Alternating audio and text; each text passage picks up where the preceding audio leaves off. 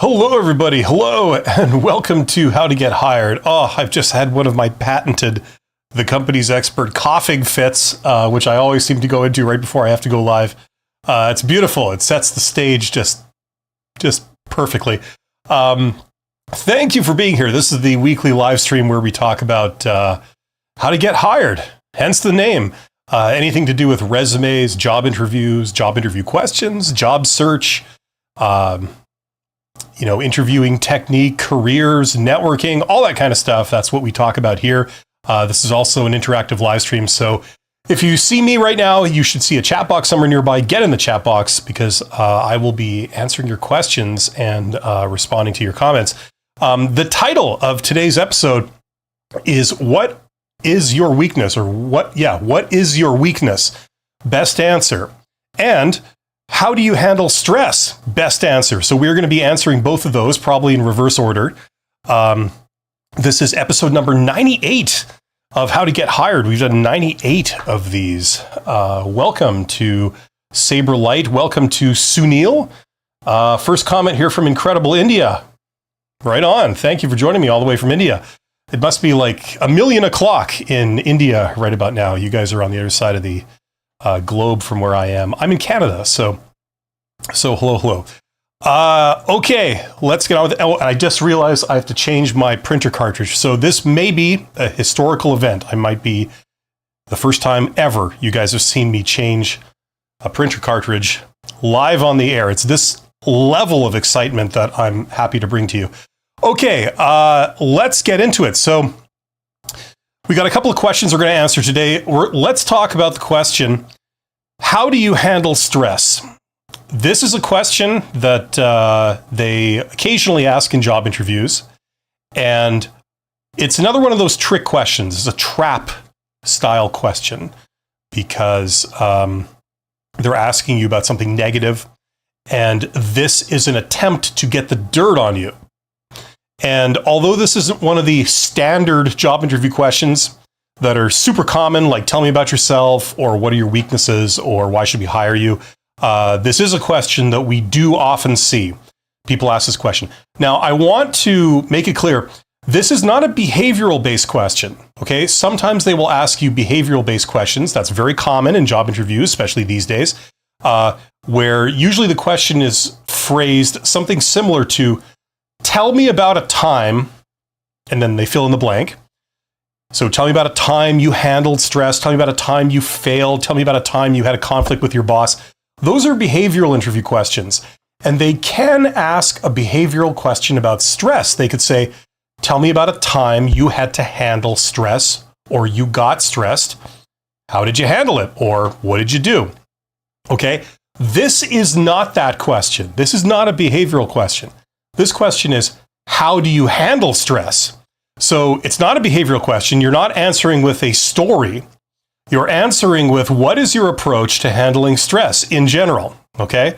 So it's kind of a different question to the behavioral question. Okay? And that's why we're talking about this specifically today, because this does stump a lot of people. Okay, let's get into it. Okay, a great answer to this question is simply to say, I handle it very well.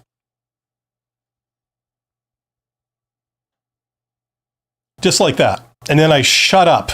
And that's what you should do too. Because this question is a trap. You see, in order to answer this question properly, if you're not prepared for it, you're probably going to go into talking about how you get stressed, several occasions where you've been stressed, and that sort of thing. You're going to be giving examples of being stressed. And the more you talk about it, the more you dig your grave, because you're going to be giving the interviewer a bad first impression of you. They're going to be thinking, wow, this person gets stressed a lot. Just listen to all the things they've had to do to mitigate stress. Just listen to all the examples they're giving me of them being stressed in the past. Now, if we hire this person, it seems like they're the type of person that's going to be stressed a lot. And is that really what we're looking for? No, it isn't. We're looking for the candidate that can take this job in their stride, and they're not going to be overly stressed doing this job. If there is any stress, they're going to be able to handle it without much fuss. It's not going to be an issue, right? So the more you talk in giving an answer to this, the worse it is for you. So the priority is to get off this question very quickly and get on to the next question, where you can presumably talk about answering questions like, what are your strengths and why should we hire you? That's what you're in the job interview to do, to give them reasons why they should hire you, and talk all about how awesome you are and how you can do all these different things and how you're great to deal with. That's what you want to spend your time on in the job interview. Not talking about all the times you've been stressed and what you've had to do to deal with it. That's not the best use of your time. So you want to give them a short answer to this question that gives them what they need, but allows them to move on quickly to the next question. So once again, that's why the way I would answer this question is, if somebody says to me, tell me, how do you handle stress? I would say, oh, I handle it actually quite well. And then I stop talking. Now, if that feels kind of awkward and weird and you really feel you must say something else, you could say something like, well, most jobs involve a certain amount of stress, but it's never been a problem for me in the past. And then you shut up. You see how that works? You don't extend this into a conversation. You don't give multiple examples. That's how you do it. You could even say something like, usually I go for my evening workout and that takes care of the stress. Now, I don't know if I would be able to get away with saying that, because everyone can believe that I have a very intense evening workout that I religiously stick to. But if you can say something like that without it being a total lie, then I highly recommend that you do that. Okay, and that's how we handle this question. It's all about not giving a bad first impression, not leading them to believe that you have issues to do with anything stress-related, anything like that. The more you talk, the worse it gets, okay? The reason why I recommend that you shut up is because you want a certain amount of social pressure to get the interviewer to just move on. 90% of the time, they'll just move on to the next question and you pass. You pass the question, and that's how we handle that. Okay, so hopefully that makes sense. If you do want to go deeper, check out my Get Hired course. That's where all my advice is and all the theory behind everything. David is here. David says, if you say, like, I handle it very well, they may ask for more elaboration. Yeah, maybe they do. But the thing is, you do what I just said. So they first ask you, how do you handle stress? And you say, oh, I handle it very well. Now, most of the time they'll move on. Now, if they ask you for elaboration, say, could you talk more about that or give me examples? You say, well, most jobs have a certain amount of stress, but for me, it's never really been a problem. And then you shut up. And then they would have to keep going to push you for more. So you're not being overly evasive. There's the comment also about the workout. What have you done in the past to mitigate stress? And remember, we're getting on to a different question now. They're asking you more of a behavioral question about, tell me about a time you handled stress, which is a different question. But like I said, the other thing you have in your back pocket is saying, well, usually I just go for my evening workout and that takes care of the stress. Right? So usually it's very exotic and rare for them to really keep pushing on this question. That usually serves your purpose. You pass the question, they move on to something more constructive that isn't an ambush, and you're good. So that's usually how it goes. Now, if you do get asked the behavioral question, tell me about a time you handled stress, that's a completely different thing. You would be preparing for that the way you prepare for all the possible behavior questions you could encounter. And that's a totally different subject for another live stream. But usually they don't turn one into the other. They ask a specific question.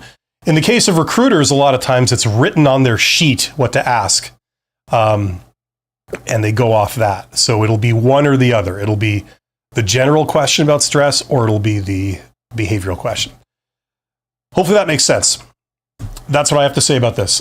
Get in the chat. Let me know what you guys are wondering, what you guys are struggling with, and I'll be happy to answer questions.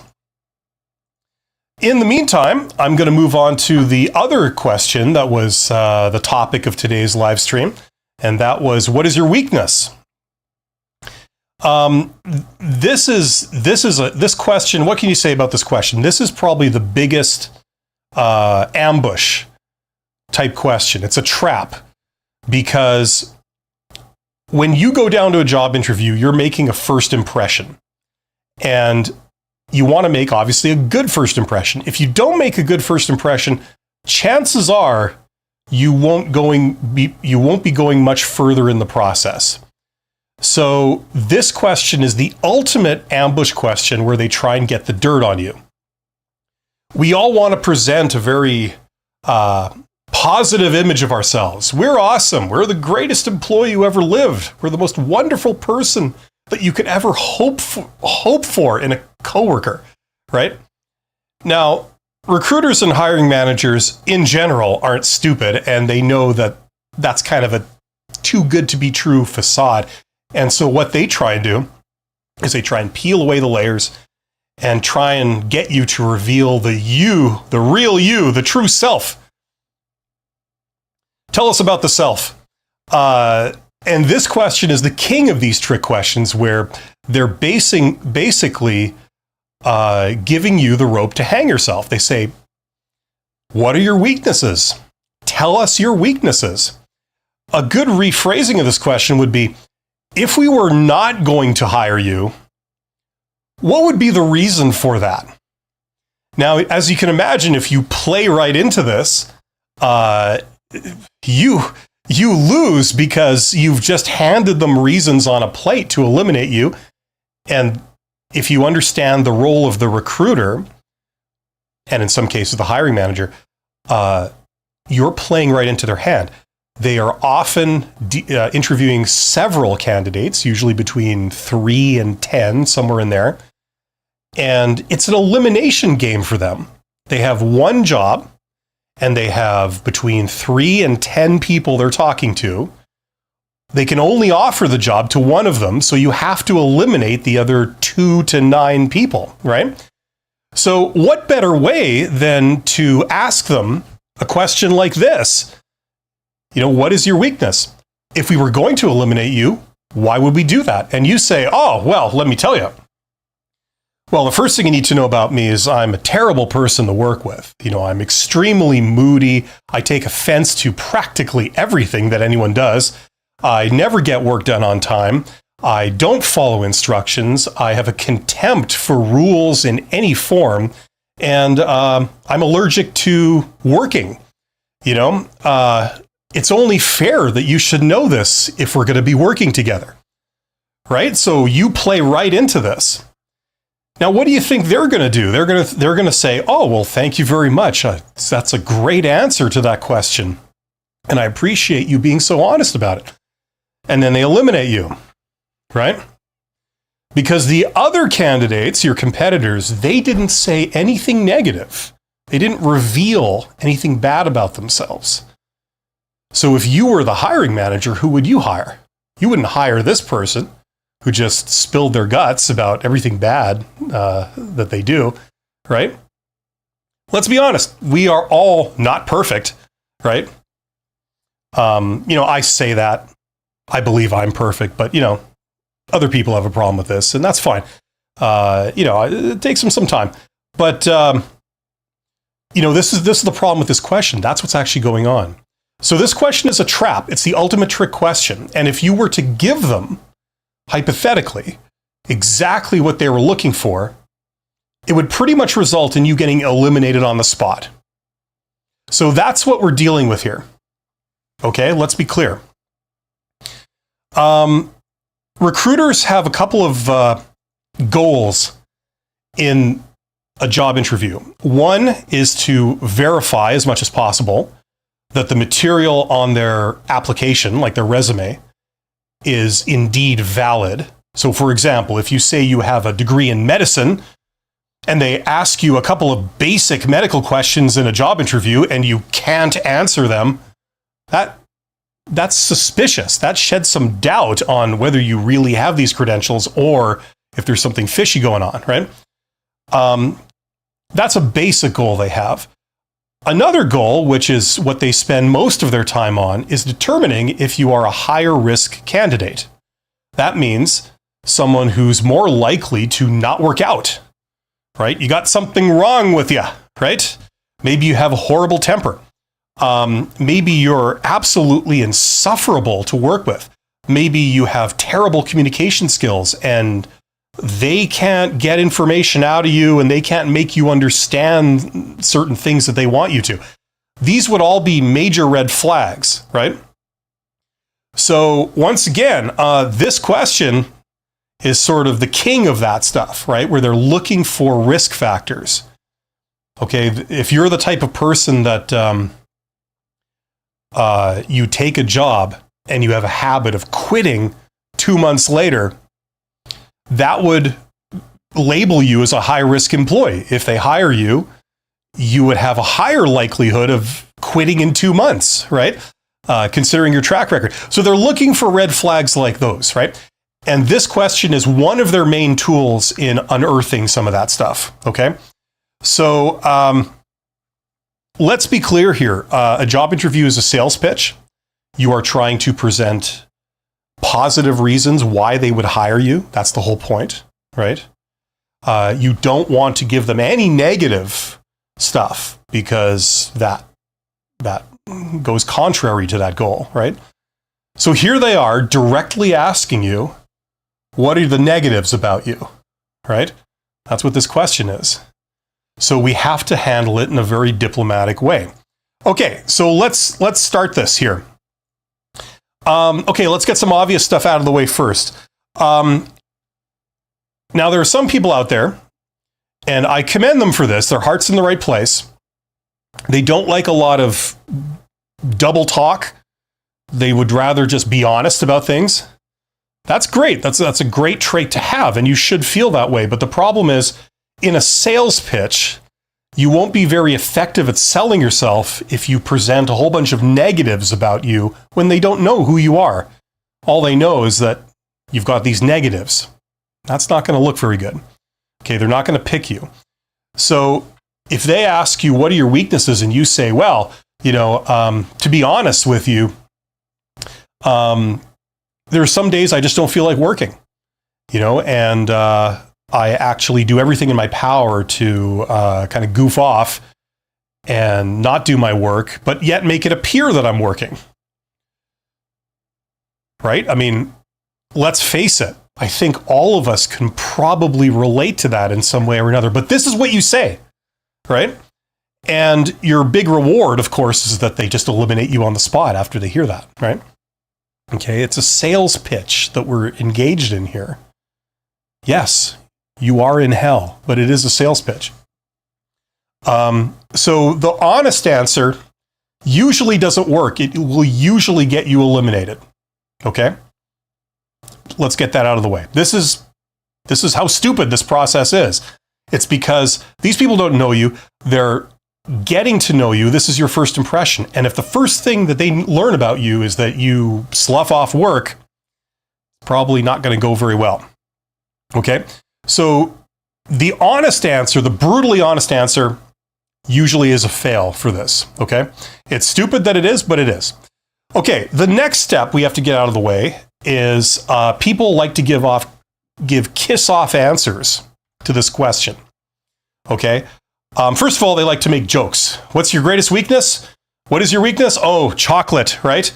Kryptonite, right? All these smart-ass answers that people think are hilarious, and they also seem to think that the recruiter has never heard them before, right? The recruiter is someone that does this for a living. They have done hundreds, if not thousands of interviews as their job, and they've heard it all, okay? They've heard everything. So don't make the mistake of thinking that, I'm going to give this extraordinarily clever answer that they've never heard. Yeah, it doesn't work.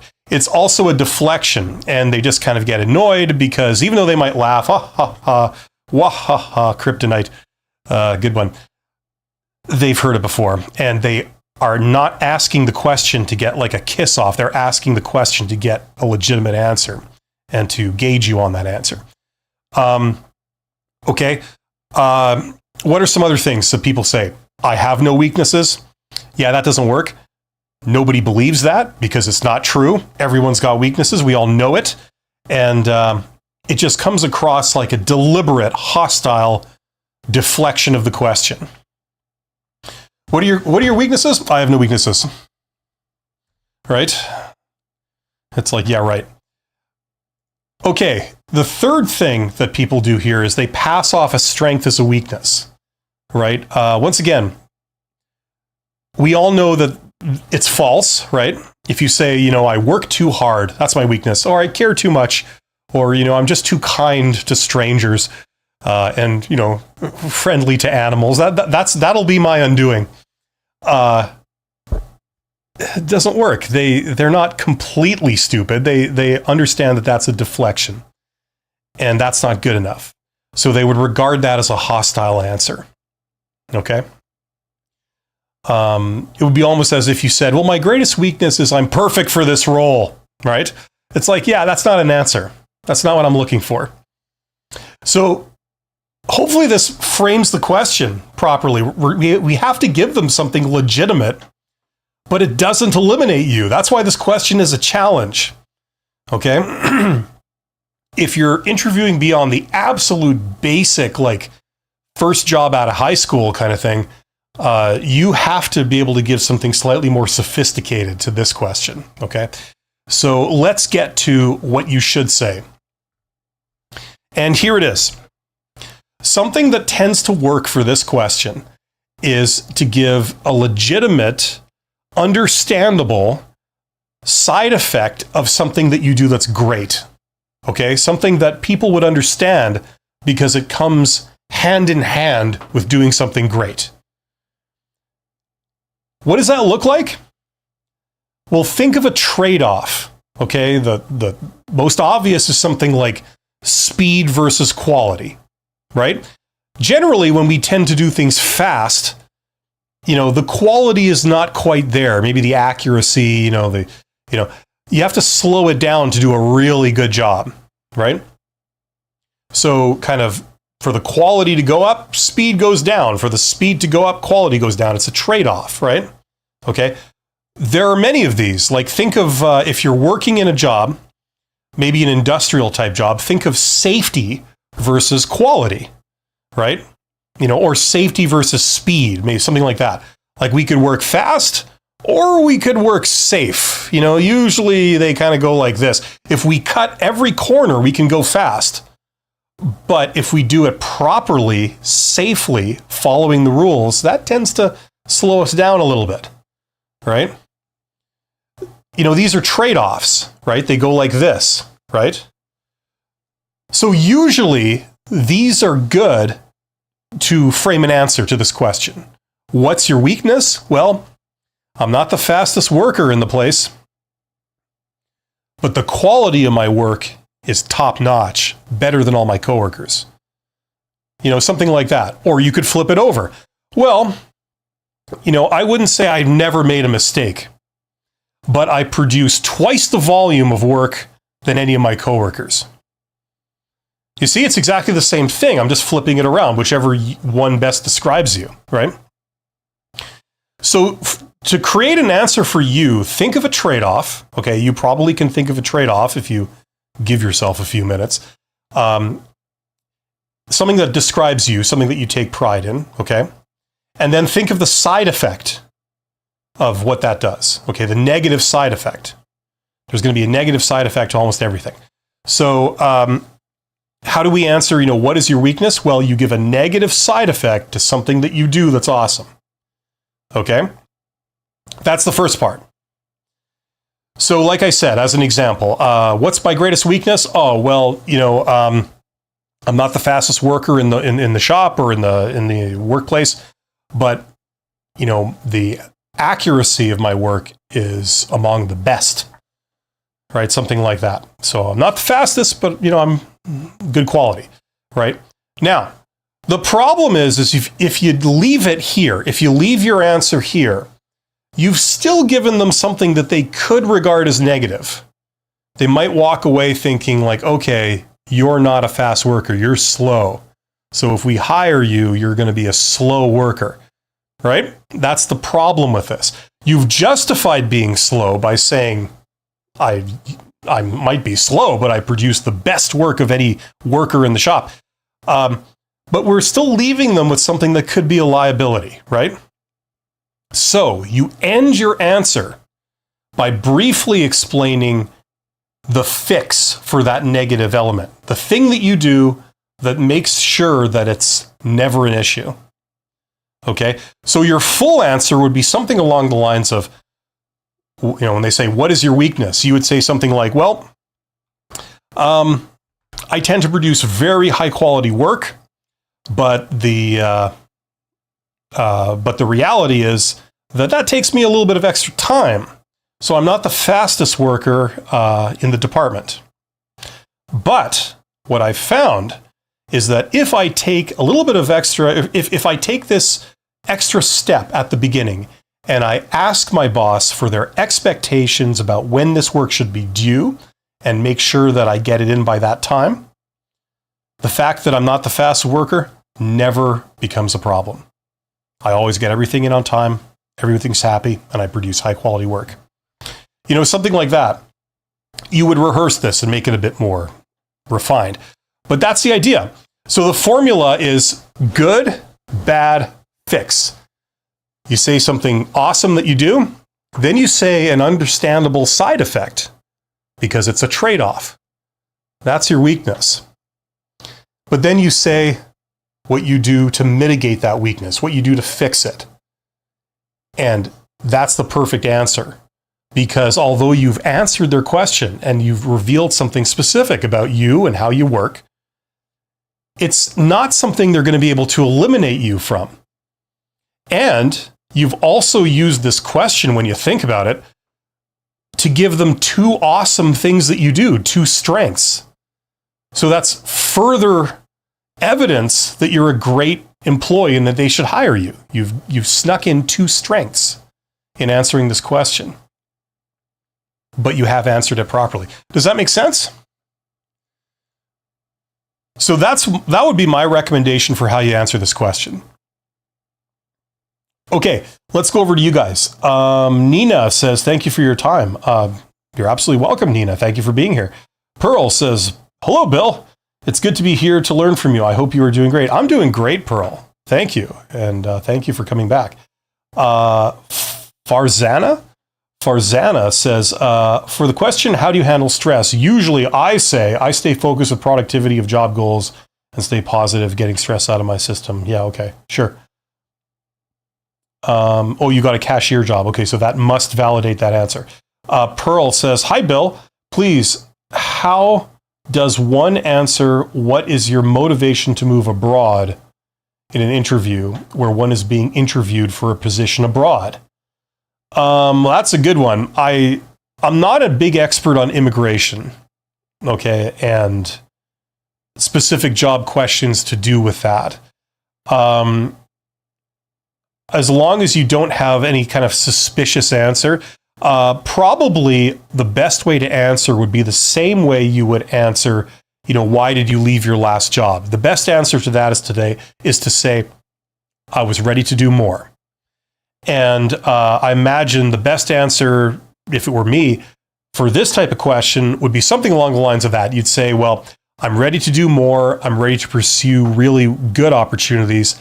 And for what I want to do, the best opportunities are right here for positions like this. So you're also maybe sneaking in the assertion that, you're a good fit for this type of work, something like that, right?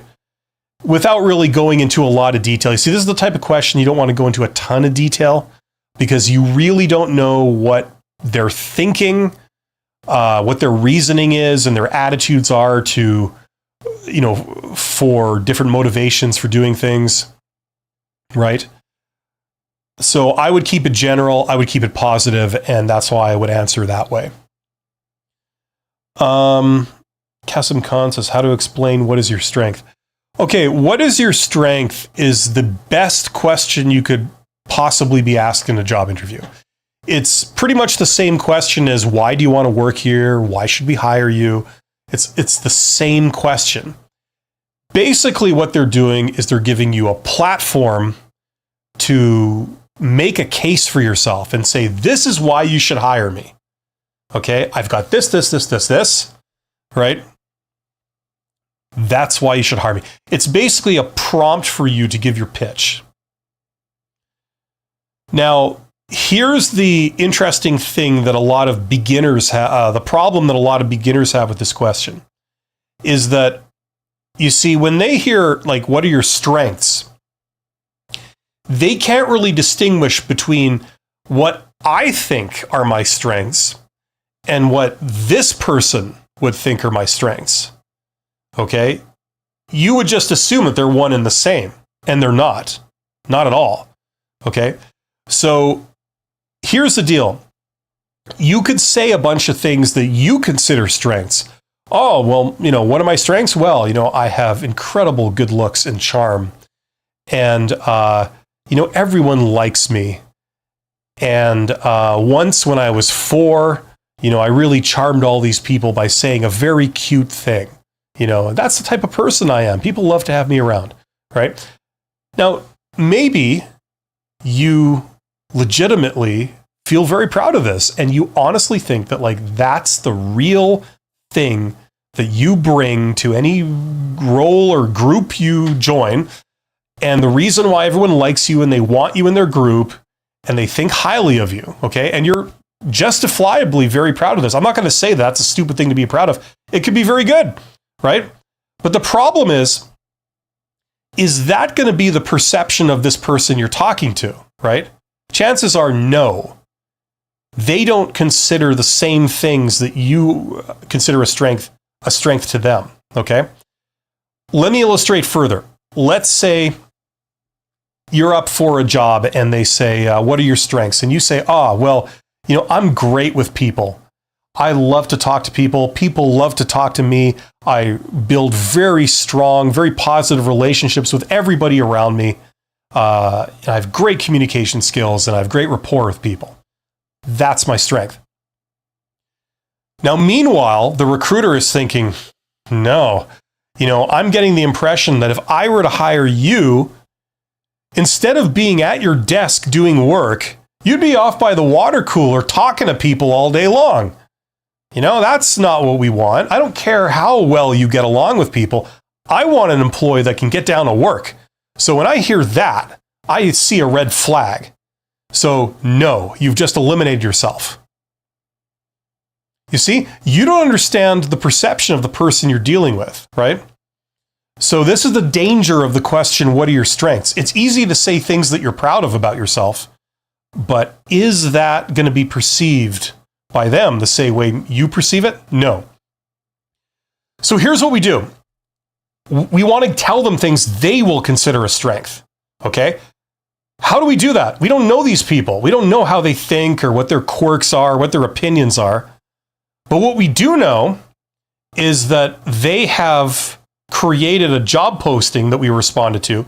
And on the job posting, they said, well, we're looking for someone who's got this and this and this and this and this, right? They have this education, they have these skills, they have this experience. So that's at least a partial view into their mind of what they consider to be good. So if you've applied for the job and you go down there and you're wondering, what are they wanting to hear?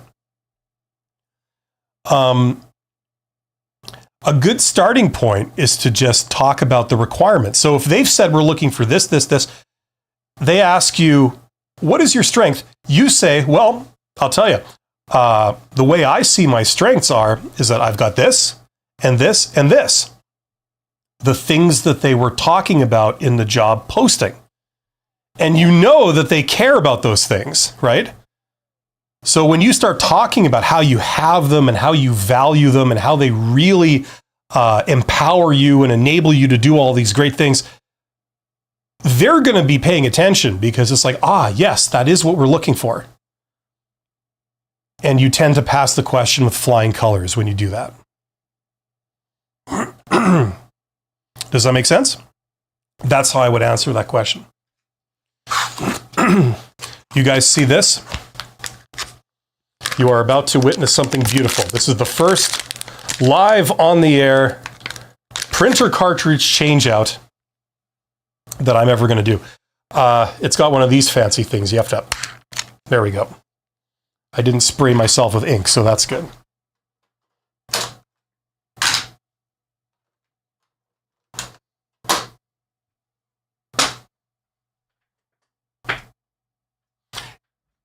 Easy peasy lemon squeezy. There we go. Get in the chat. Let me know what you guys are wondering, what you're struggling with. I'm here to answer questions.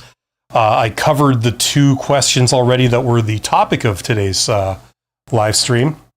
So now I'm just going to wait for your questions and comments and reactions to come in, and we'll respond to those. I want to take a moment to thank my YouTube channel members. All this business here. Membership has the privileges. You guys are awesome. Thank you for the support.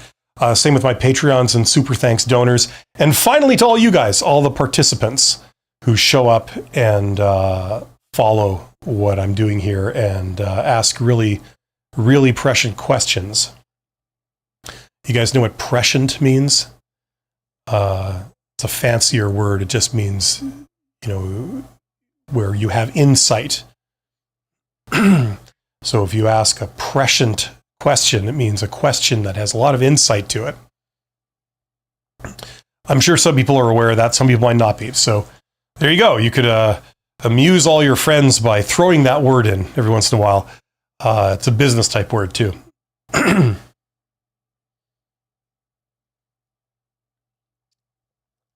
Yes. So there are 19 people here. Thank you for being here. Get in the chat. Let me know what you're wondering, and I will be happy to help you out. I'm also doing another live stream later today. I'm going to start by responding to a comment that I got on my channel. Somebody was talking about how they are having some troubles in their job search campaign, and it's not going anywhere fast, and they're wondering what to do. And so I'm going to respond to that in detail.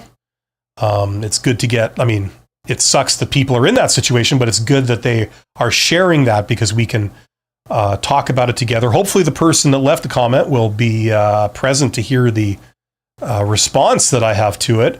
But for everybody else's benefit too, we can talk about that kind of stuff if your job search has bogged down and you're not getting a lot of great results, and you're questioning your method, if you're doing the right things and if you're going about things the right way. So we're going to be talking about that later. I have another live stream called Honest HR Nitrous, and the whole point of that live stream is to talk about the reality of job search, not the theory about how it should go or the sort of, corporate sort of facade of how, things should go and what you should say, but the realities. As we all know, the world is far from perfect and things don't often go the way they should. There's a lot of unprofessionalism, there's a lot of rudeness, there's a lot of stupidity, and there's a lot of incompetence out there. And we talk about how to navigate all that stuff and how to respond to it. So join me for that later today. Or we could get into it now if people want me to. But I would need some comments in the chat to do that.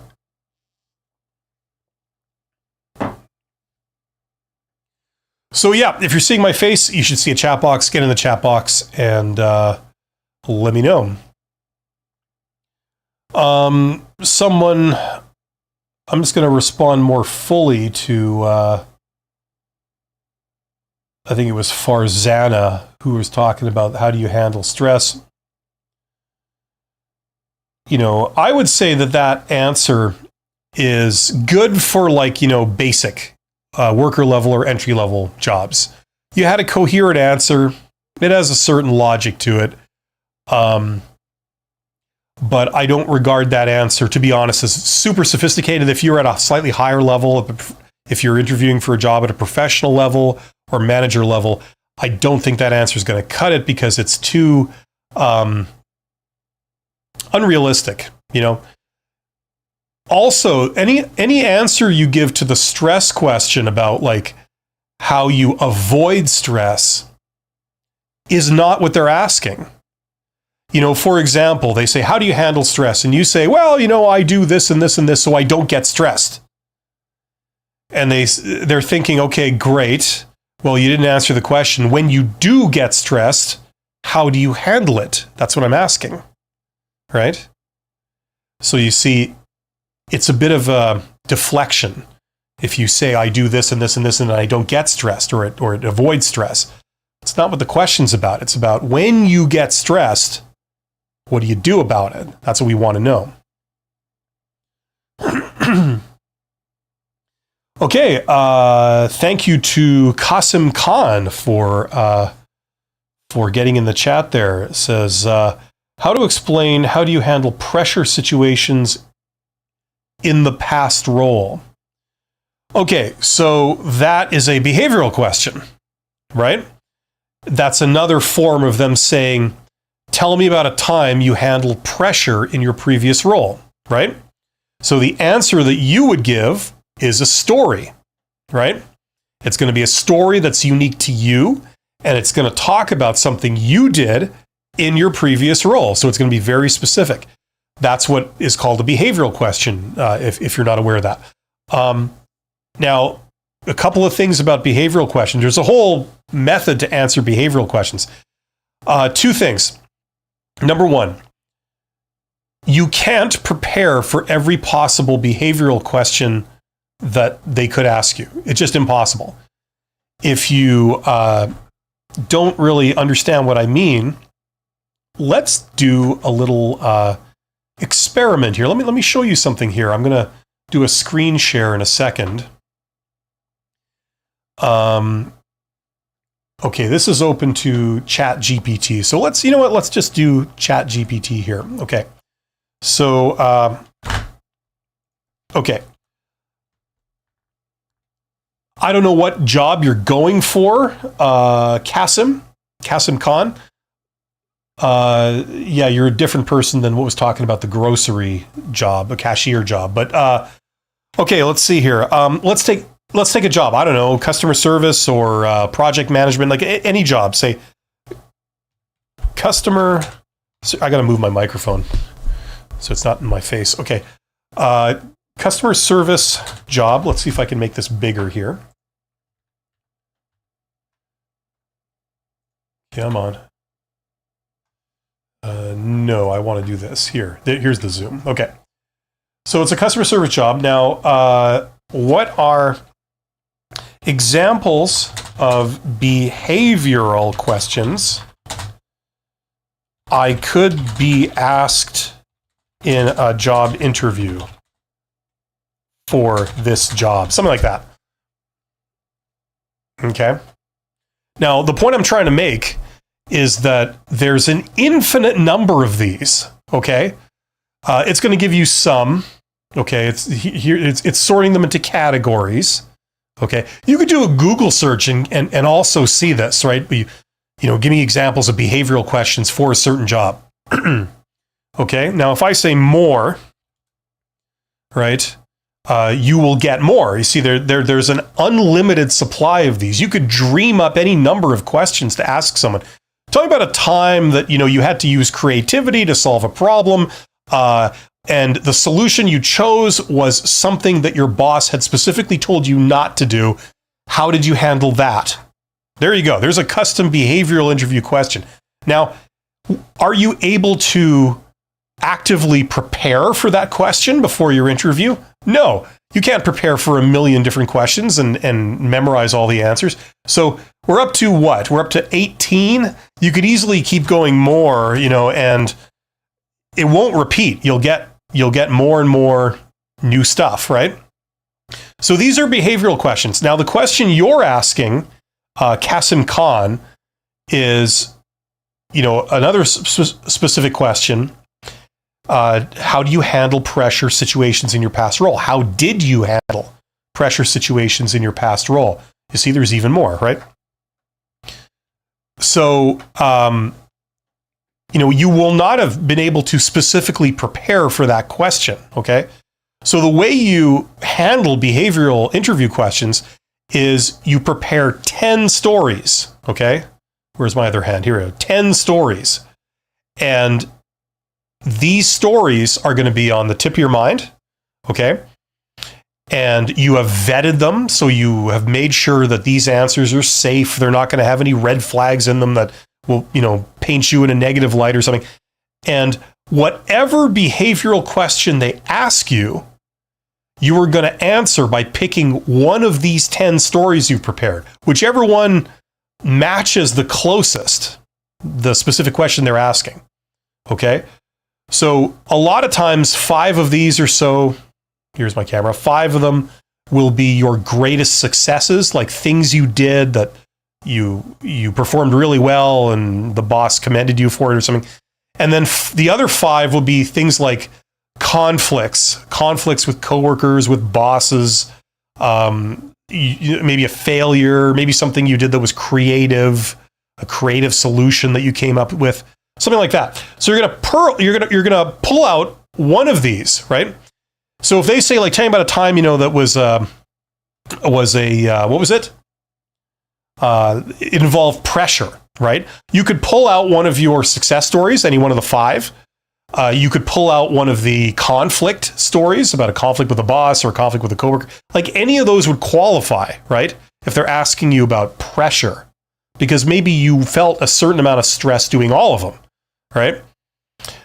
You see what I'm saying? So that's how you'd prepare for that. And then the only other really big part of this is the way you express your answer is usually in this thing that's very popular called the STAR method, where basically, STAR means situation, task, action, result.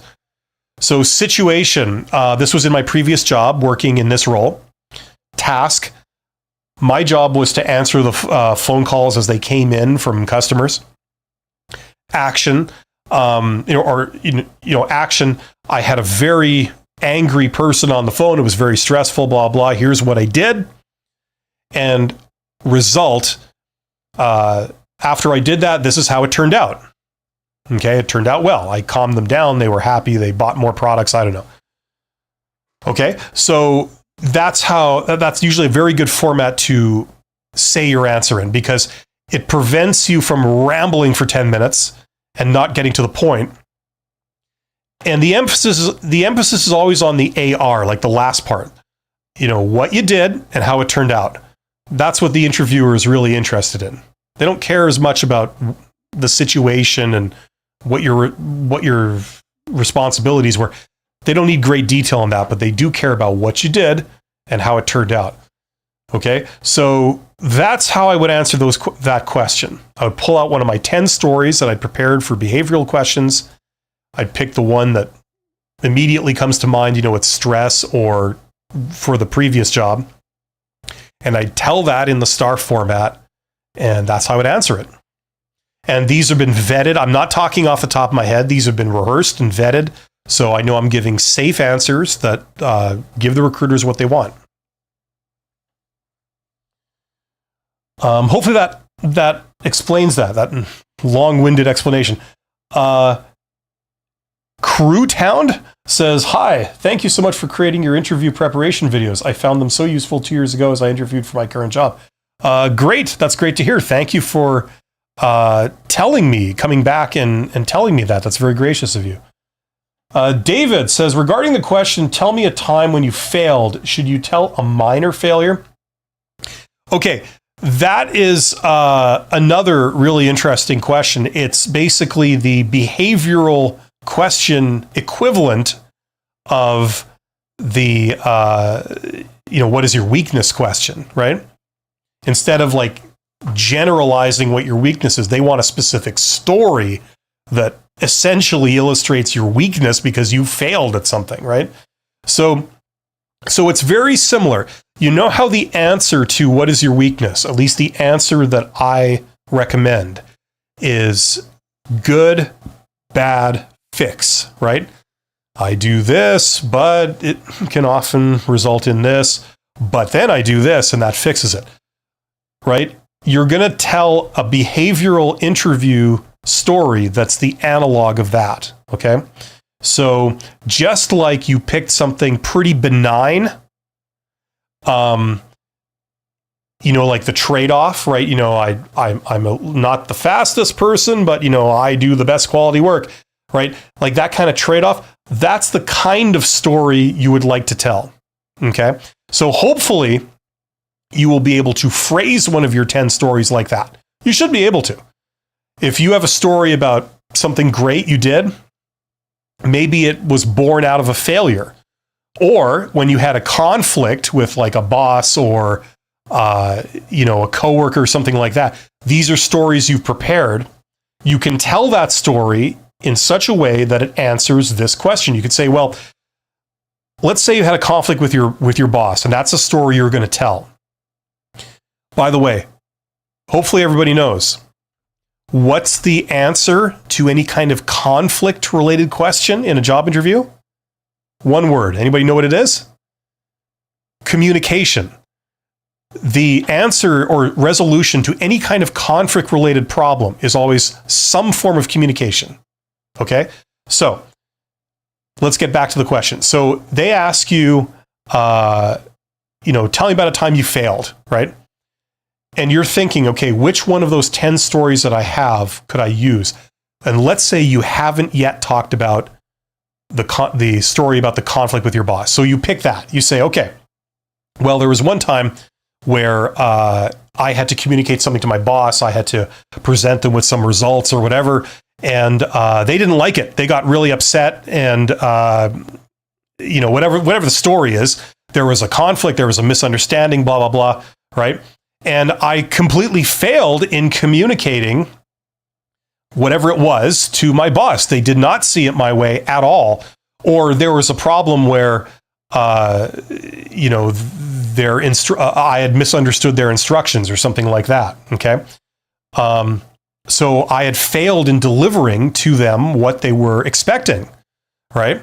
But then you tell the rest of the story. You say, but, I found that the solution to a lot of conflicts, interpersonal conflicts, are based on communication. So what I did, and this is where you get into the A and R for STAR, the action. What I did is I talked to my boss one-on-one.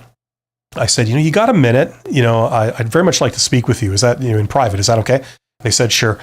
And we went and I said, listen, I'm first of all, I apologize. Obviously, I presented you with an unsatisfactory result. It was unintentional. I guess there was a misunderstanding. I mistakenly believed you were looking for this. You clearly weren't. I apologize for that. If you could help me understand, perhaps, what your expectations are, blah, blah, blah, blah, blah. So you resolve it with them, right? And then the end result of that is that they like you. They are convinced you're a good worker. They give you another chance to do the project or whatever it was. And you did it again, and this time they were delighted with the result, right? So you're telling a story about how you failed, and then you are answering that, but you're also giving them, the fix for it. So they don't go away from that interview question thinking you're a candidate who tends to fail, and if we're going to eliminate you, it's probably going to be because of that, right? At the end of the day, even though they ask you this question, they're still left thinking like, hey, this person's pretty good. I can't really find any obvious weaknesses with them. Okay, does that make sense? That's how I would approach that. But that's a great question. I don't think I've ever actually done a video on that question. Tell me about a time you failed. It's a behavioral version of what is your weakness. That would be something I should probably do.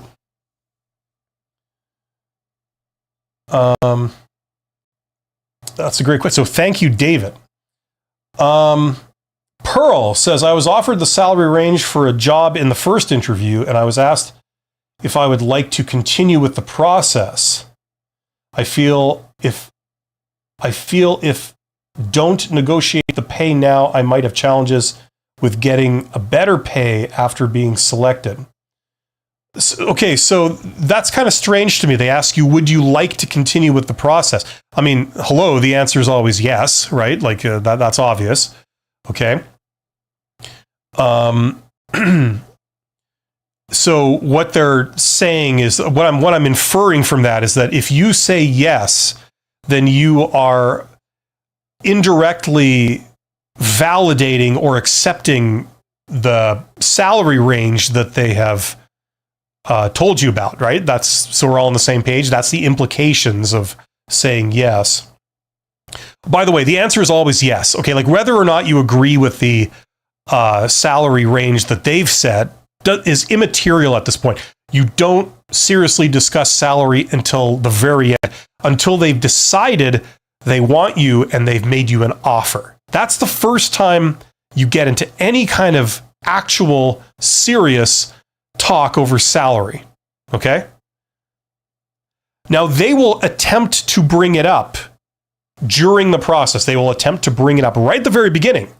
Sometimes that's even on the job application form if you are applying for a job that's posted, right?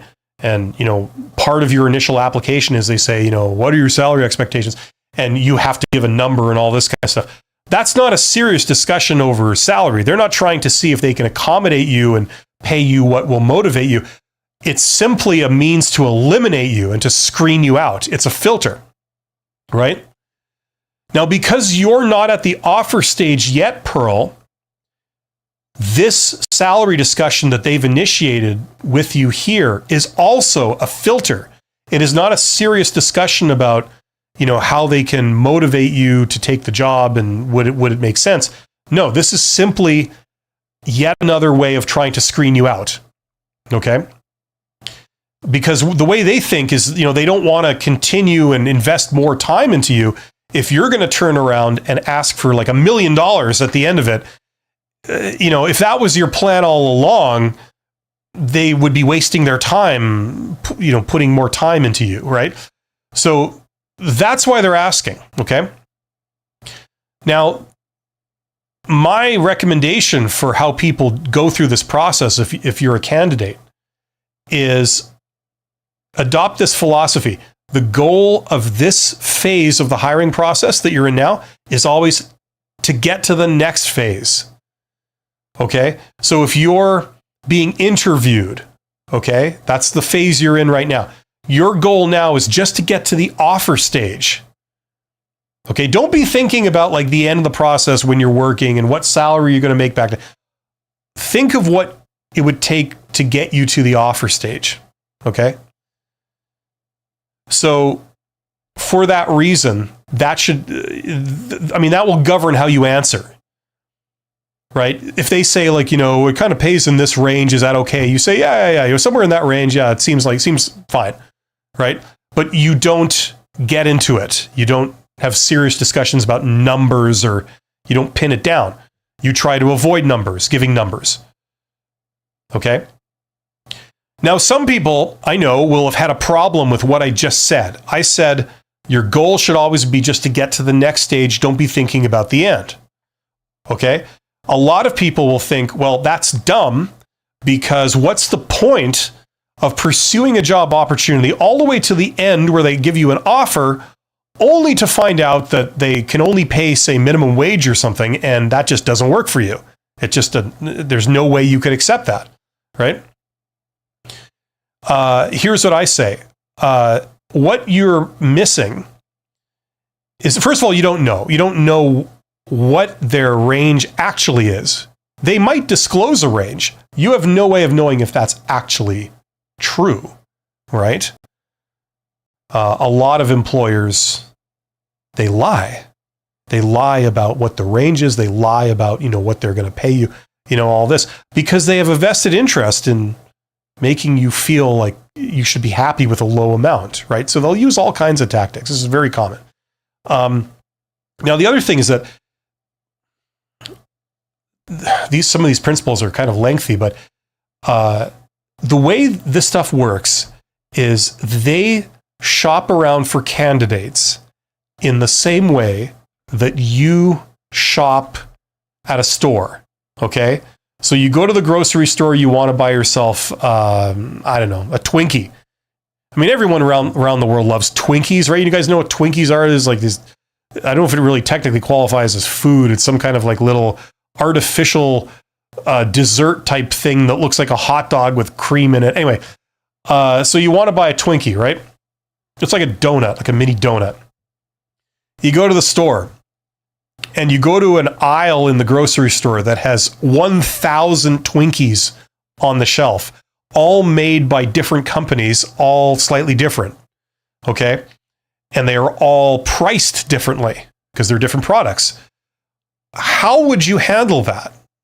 Well, you'd probably initially say, look, I'm not interested in paying more than $10 for a Twinkie. That's ridiculous.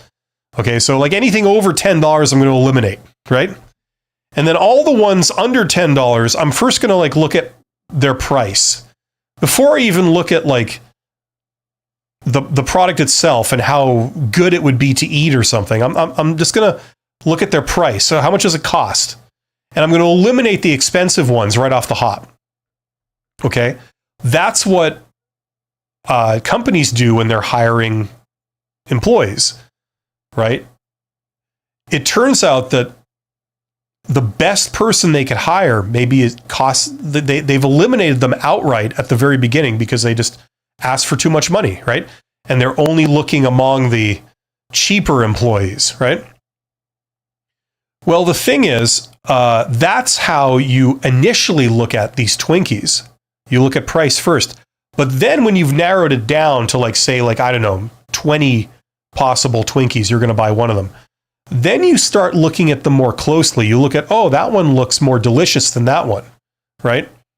And now price isn't the only factor. You're looking at the quality, okay? And that's exactly what they're doing in a hiring process. They might get 1,000 applications. They eliminate most of them based on things like price. And then they pull out, say, 8 that they're going to interview. And of those 8, they might eliminate 2 based on price right there. And then the remaining 6, they're going to look a little bit deeper. They're going to look, okay, what can this employee bring to the job? You know, maybe the hiring manager is present in the interview and they say, I want to work with that one. I really like that person. They seemed great. They were funny. They were friendly. They had great communication skills. They were very professional. They really seemed to know their stuff. And they seemed to have like their personality was kind of a fit with mine. Right? So now they're looking deeper, right?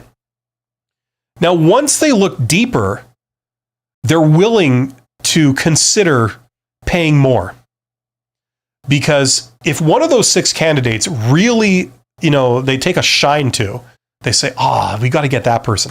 The hiring manager is willing to pay them more if they get the candidate they want, right? So this is why I recommend that your strategy should be to just get to the next phase, get under all these hurdles to do with price and these silly superficial things that they look at to filter you out. Get to the point where they're actually really looking at you deeply and they're considering you as a worker, as a person and what you can bring, where your personality matters and your likability matters and your communication skills matters and all the little things on your resume start to matter, right? Then, once they've decided that you're the one they want and they extend you an offer, that's when you ask for what you really need. Because at that point, there's a good chance that they could extend you what you want. It's painful for them now to have that offer thrown back in their face. Now they think, that's a disappointment. I really wanted that person. Now we have to go back to the runners up and call them and do more work doing background checks and creating another offer and extending it to them, right? It's painful. There's more work involved now. I didn't think I'd be making 2 offers. I thought I would just select whatever candidate, make them an offer, and they would accept. Now this is more work involved. So can we just pay this person what they want and then this is over? That's a situation that occurs quite often. Okay? So that's the reality. Now, not every job works like that, but most of them do. There is some leeway there. They try to get people for cheap. Of the ones that they look at seriously, they then look deeper and they want to get the best one of that little group, right? So that's how you can work your way in. You get into that group and then you dazzle them with how awesome you are, and you can get what you want in terms of compensation and stuff.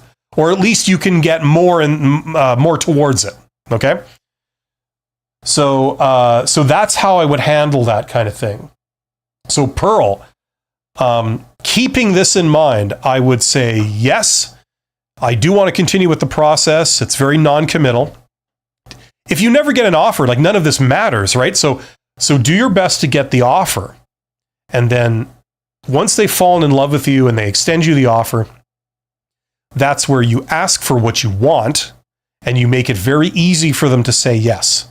You say, I would like this. I said, like, I'm absolutely delighted. It's great that you've made me this offer. This is like really exciting stuff. I look forward to working with you guys. You know, everything in the offer looks really good. I just need you to change this number from this to this, and we got a deal. I can start whenever you want. You know, something like that. You make it very easy for them. That's how I would recommend you proceed. The only time you'd have challenges is if you committed to a low number early on. Now you're actually going back on your word, right? Now, that's not a deal breaker, because you could say, well, now that I know more about the job, now that you've revealed more to me about what this job entails, now I realize I'm going to have to be compensated for this and this, these other things that I've now learned about it. So it's not the end of the world, but it does kind of look a bit weird, because you did say, yes, I will do it for X, and now you're asking for X plus 50 or something, you know, so it's better if you just don't commit to a single number. So when they say, is this range fine? You say, sure, yeah, somewhere in there, I'm sure we'll be fine. Something like that, but you don't commit. Okay, you're not actually going back on your word. You didn't commit to a low number, right? So that's how I recommend you handle it. You're welcome, Kasim. Pearl says, I'm being asked to prepare a presentation for an engineer interview position abroad. Position is in the energy industry. Please, what can I present on? Oh, like that. I can't help you with that, Pearl. I mean, you're talking about like what engineering thing to do. All I would say is try and figure out what's important to them based on evidence. If they said something in the job posting, that would be the obvious place to look, like some area that it's clear that they're interested in that. If they've given you absolutely nothing, then maybe go to the company website and look at the company. Are they moving in any kind of strategic direction towards something? You know, that might be a good thing to present on.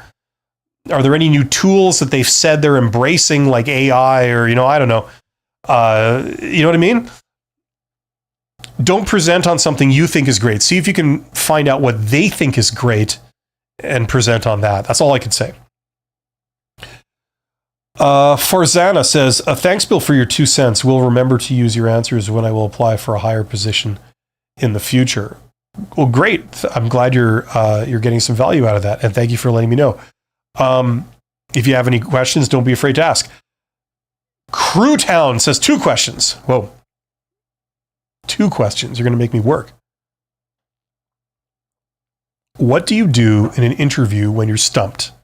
The interviewer just says something or ask a question that you just can't answer. Okay, let's answer that first. Listen, there's a couple of things you can fall back on in an interview, okay? And those should namely be the things you know that they care about, right? So there's 2 things that they're going to care about. One are things that were on the job posting that they've said, we care about these. We're looking for someone who has these. So this education, these experiences, these skills. Okay? If they've explicitly mentioned and said, like, we're looking for someone who has experience in customer service. Let's say they've said that. Okay? when they ask you a question, like whatever the question is, and you honestly don't know what to say, your default answer could be talking about what you have in customer service. Okay? Because at least you know that they care about that. So, you know what I mean? Like they say, what are your strengths? And you have no idea what to say. You could say, well, one of my strengths is that I have a lot of customer service experience. It's taught me, that people should be treated with respect, and, good communication skills are important, and blah, blah, blah, blah, blah. Right? It also showed me how important it is to have a good relationship with your customers, blah, blah, blah, blah, blah. Right? I don't know what the context is of the question that stumped you, but if you can start talking about something they care about, that usually helps. The other thing that that they care about are universal soft skills. So good communication skills, being professional, having a sense of professionalism in all your dealings with people. Like name me some traits that are universally regarded as good. A good work ethic, good manners, the ability to work well with people, the ability to work well with different types of people, good communication skills, reliability. If you say you're going to do something, you do it. Like these are universal soft skills, right? And good traits. So if you don't know what to say, if you're just totally stumped, like they ask you something that they say, tell me about the use of AI as it relates to new web services in the context of customer service innovation. There you go.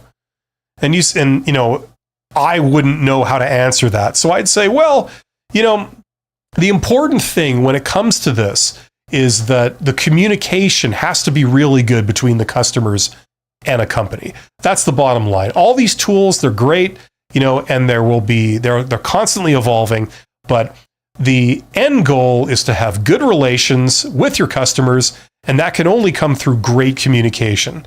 So whatever the tools are and however they're used, they can't deviate from that central goal because that is their purpose. Something like that, right?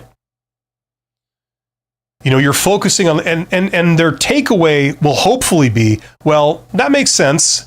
And this person understands the need for good communication. And that's something that we want in our candidate. Good communication skills. Something like that, right? That's what I would fall back on. Either the things that they mentioned in the job posting that they said were good, or universal soft skills that they may not have explicitly mentioned, but everyone is looking for those because they're universal good traits.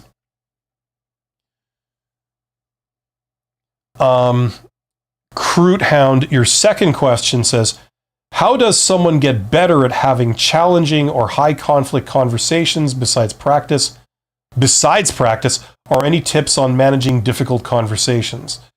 Well, there's no sort of magic formula. You just do the universal thing. In my opinion, it's 2 phases. Practice is the second phase.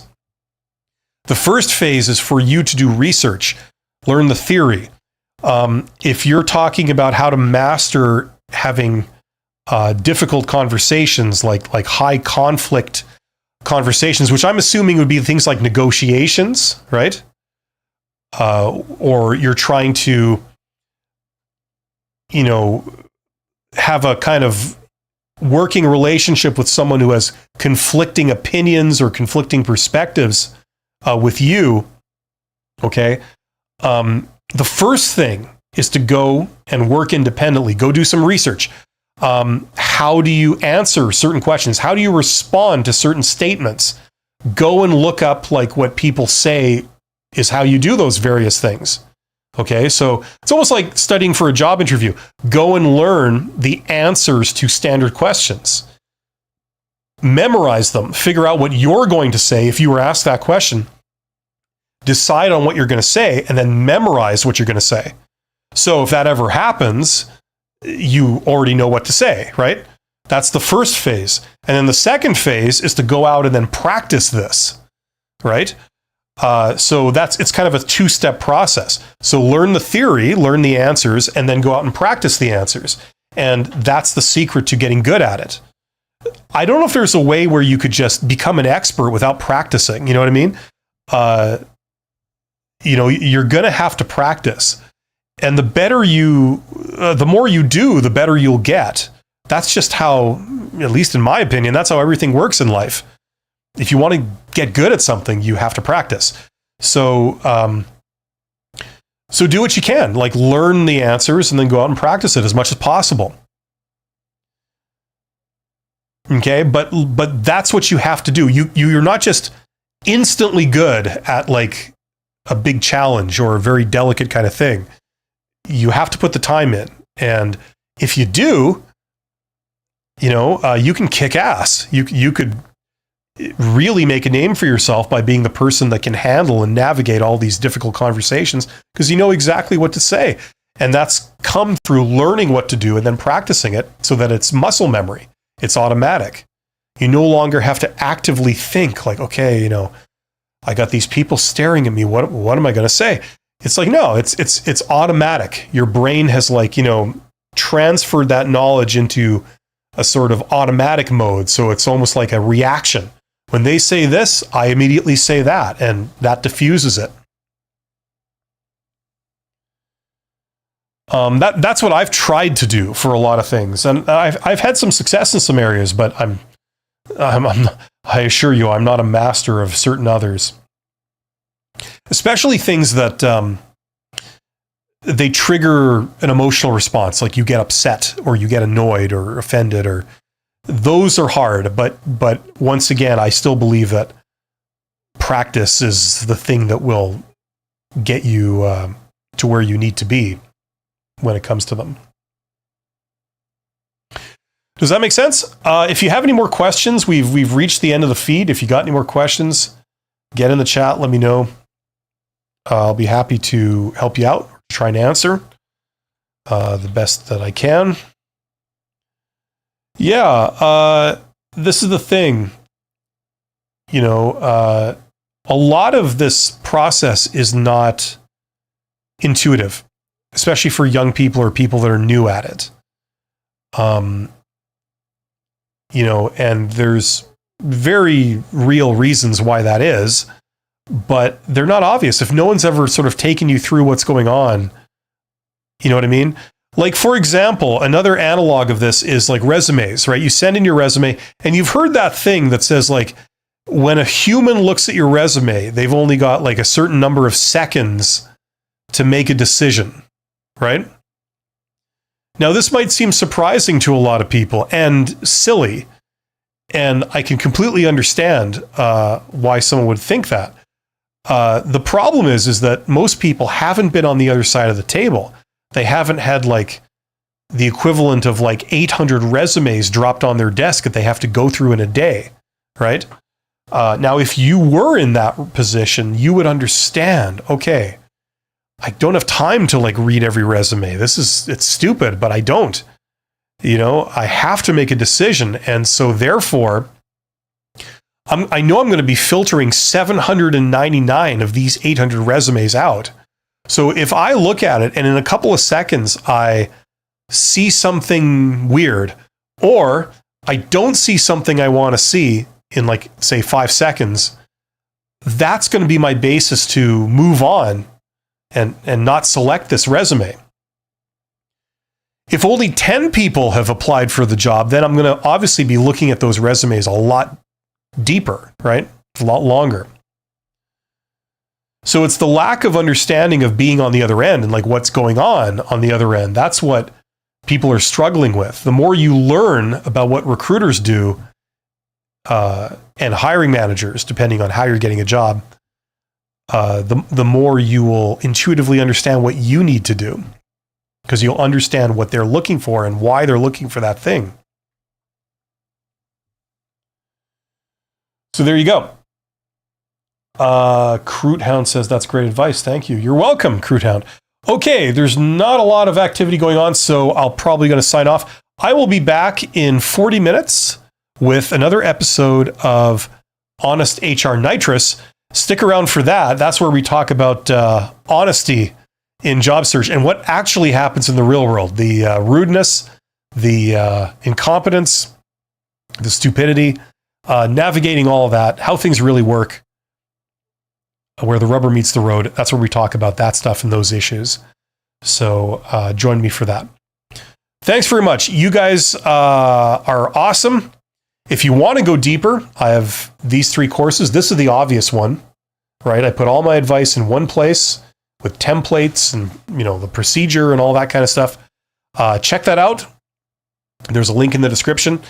And if you want to put yourself forward for higher level jobs, like maybe you're getting into management, mid-management or upper mid-management or executive management, check out that, because that's one of the things you have to tack on to your skills, your existing skills, to work in those roles.